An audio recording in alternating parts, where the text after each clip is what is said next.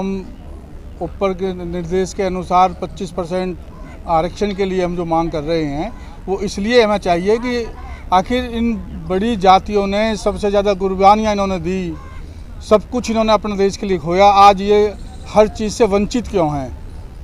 बंटवारे के समय में हम लोगों के पास ज़मीनें थी, जायदाद थी, परिवार बढ़े, हिस्से कटे। आज हम जिन लोगों में 50 एकड़ ज़मीन थी, आज वो 1-1 बीघा 2-2 4-4 बीघा के मालिक हैं। समाज हमारे बच्चे और हमारी बच्चियों की शादियों के लिए तक परेशानी पैदा हुई है, तो हम इसलिए इस आरक्षण के भागीदार हम भी क्यों ना बने।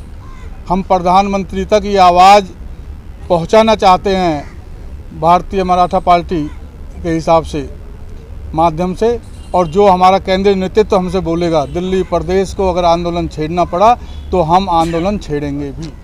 राष्ट्रीय मराठा पार्टी के ओर से हमारे जयकरण चौधरी अखिल भारतीय कमेटी के हमारे जो प्रभारी है, हाँ, वो अखिल भारतीय समन्वयक परिषद के हमारे जयकरण चौधरी अध्यक्ष, हमारे दिल्ली के अध्यक्ष माननीय गोविंद जी आवाना जी, हमारे हिमाचल के प्रभारी राकेश जी जायसवाल, हमारे गोवा के प्रभारी और राष्ट्रीय उपाध्यक्ष हमारे मनीषा जी सोनी, अपने मध्य प्रदेश के प्रभारी परमेश्वर जी देशमुख, छत्तीसगढ़ के प्रभारी स्वामीनाथन यादव, महाराष्ट्र के संगठक महादेव पालक और हमारे रिटायर तिसारी जज साहब BR वर्मा जी और हरियाणा के वो प्रभारी है, और हमारे सब राष्ट्रीय मराठा पार्टी के सब सीनियर और जूनियर पदाधिकारी और अपने पत्रकार बांधव। तो मैं आपको सबके साथ माननीय नरेंद्र जी मोदी साहब को हमने एक निवेदन तैयार किया है, उनकी अपॉइंटमेंट मांगी है। आपको मैं पूरा पढ़ के बताता हूँ। विषय है, वर्तमान में आरक्षण की सीमा 50% से 25% बढ़ाया जाए और कुछ 75% आरक्षण सीमा को मंजूर दिए जाए, और मराठा, ब्राह्मण, गुजर, लिंगायत, कोमटी, जैन, राजपूत, पाटीदार, जाट, मारवाड़ी और अन्य खुली श्रेणी जातियों OBC को अतिरिक्त 25% में शामिल किया जाए। आरक्षण अथवा खुली श्रेणी की जातियों को आर्थिक रूप से पिछड़ा मानदंड दे के अनुसार सम्मिलित किया जाए आरक्षण प्राप्त करने के संबंध में। प्रिय महोदय, उपरोक्त याचिका में संबंध में किया गया है कि महाराष्ट्र सहित कई राज्यों में 50% आरक्षण की सीमा के कारण मराठा, गुजर, ब्राह्मण, कोमटी, जैन, मारवाड़ी, गुजराती, जाट जनसमुदाय लंबे समय से शिक्षा, रोजगार से वंचित है। देश को आज़ाद हुए 75 साल हो गए हैं। खुली जातियों की आबादी तो बढ़ी, लेकिन ज़मीन नहीं बढ़ी।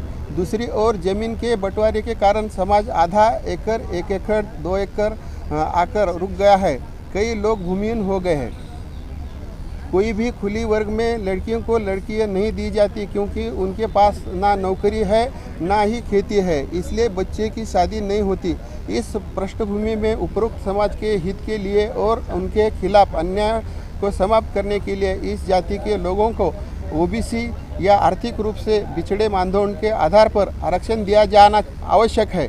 इसके लिए 50% सीमा को बढ़ाकर 75% सीमा समय की मांग बनी गई है। बॉम्बे हाई कोर्ट और औरंगाबाद बेंच ने फैसला दिया है कि मराठा और कुणबी एक ही है।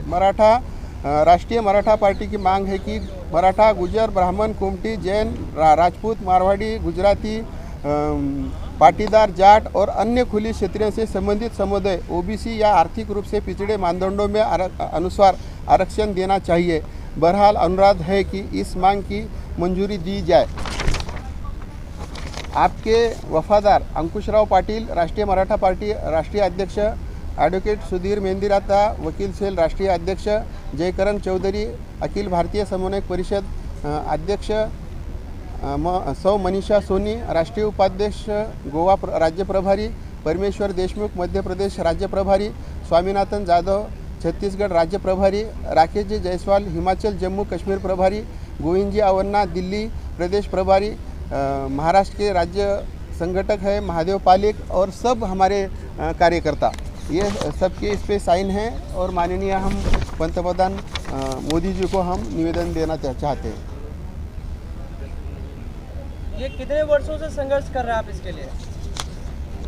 हम ऐसा तो कम से कम 25-30 साल से जो मराठा महासंघ ये जो विविध संगठन है उनके तरफ से हम 30 साल से हम ये कर रहे हैं मांग कि हमारे जो अखिल भारतीय मराठा महासंघ के अन्ना साहेब पाटिल थे, वो 22 मार्च 82 को उन्होंने आरक्षण के लिए उसमें कहा था कि जो आर्थिक दृष्टया दुर्बल है उनके लिए सबको खुले प्रवर्ग को आरक्षण देना चाहिए। ऐसा फर्स्ट मांग अन्ना साहेब पाटिल ने की थी, अखिल भारतीय मराठा महासंघ के जो महाराष्ट्र के अध्यक्ष। महाराष्ट्र को आर्थिक साम्राज्य माना जाता है, ऐसे में आप लोगों को आरक्षण की कैसे आवश्यकता पड़ सकती है? ये देखो, एक असेंबली होती है, उसमें एक असेंबली में 3 लाख लोग रहते हैं, एक आमदार चुन के आता है, बाकी तो लोग रहते हैं ना, उसमें 1% भी आमदार बोले तो 1% भी नहीं हुआ ना, फिर 99% लोग गरीबी है ना। वो अकेला आमदार श्रीमंत हो गया तो पूरा जनता ये हो गया, ऐसा नहीं है ना। इससे पहले आप सरकार के किन किन नेताओं से या किन किन वरिष्ठों से आप मिले हैं अपनी बात ऊपर रखते हुए? हमने जो पहले शुरुआत से हम 1 नहीं 10 मुख्यमंत्री को मिले। शंकरराव चौहान थे, विलासराव देशमुख थे, अपने शिवाजीराव पाटिल निलंगेकर थे, अपने पृथ्वीराज चौहान थे, अपने मनोहर जोशी थे, क्या सब इतने देवेंद्र फडणवीस थे, सबको हमने, अभी हमारे एकनाथ जी शिंदे है, सबको हमने निवेदन दिया है। अपने उद्धव जी ठाकरे थे, सबको हमने निवेदन दिया है। क्या मतलब ऐसी क्या समस्या है कि आप इतने नेताओं से आप मिल चुके अपनी बात को रखते हुए, पर किसी के कहीं से भी सफलता नहीं मिली आपको? वही हम बोल रहे हैं ना कि ये जो लोग हैं समाज का नाम लेते हैं, इलेक्शन में अपना बोलते हैं और चुन के आने के बाद वो सब भूल जाते हैं, यही बात है। अभी 2024 का इलेक्शन भी नज़दीक है और आप सरकार तक, मोदी जी तक अपनी बात पहुंचाना चाहते हैं, अगर आपकी बात फिर से नहीं मानी जाती है तो क्या कहेंगे आप? ये देखो, हम मोदी जी को रिक्वेस्ट कर रहे हैं कि आप ये जो 10 साल में जो नहीं किया, इतना काम करो और इसमें मोदी जी ने नहीं सुना तो मोदी जी को जनता बदल देगी। ऐसा कुछ नहीं है, ये लोकशाही है क्या? मोदी जी खुद बोलते होंगे कि मैं बाद में आऊँगा, क्या शरद चंद्र जी पवार ने बोले ना कि फडणवीस साहब ऐसे ही बोले मैं आऊँगा, नहीं आ पाए, वो क्या हो गए, उप मुख्यमंत्री हुए। ऐसा कुछ नहीं है, उन्होंने काम किया तो हो जाएगा। हम पत्रकार परिषद लेके महाराष्ट्र सदन में बोले थे हमने कि ये जो हमारा धरना आंदोलन है तो ये धरना आंदोलन में आप बोलते मैं पंतप्रधान नहीं चौकीदार हूँ, तो हमने उनको प्रेस कॉन्फ्रेंस में उनको बोला था कि आप चौकीदार है तो यहाँ जनता के सामने जंतर मंतर में जो लोग हैं उनके साथ आओ और हमारा निवेदन स्वीकार कर लो और हमारी मांग पूरी करो। राष्ट्रीय मराठा पार्टी, इसकी कितनी संख्या है, कितनी मजबूती है महाराष्ट्र में, उसके विषय में बताइए। महाराष्ट्र में नहीं है, पूरे ऑल इंडिया में हमारी यूनिटी है, बहुत सारे लोग हैं, हमारे जिला तालुका गांव तक लोग हैं सब। यानी सरकार आपकी बात नहीं मानती तो आने वाले इलेक्शन में आप जवाब भी देंगे? हमारी पार्टी, हम खड़े रहेंगे, हम लोकसभा में खड़े रहेंगे, विधानसभा में खड़े रहेंगे, हमारे लोग वहाँ पे आएंगे, हमारी सरकार आने के बाद हम सब डिसाइड करेंगे यहाँ पे। आप अपनी टीम की तरफ से आखिरी संदेश क्या देना चाहेंगे सरकार को?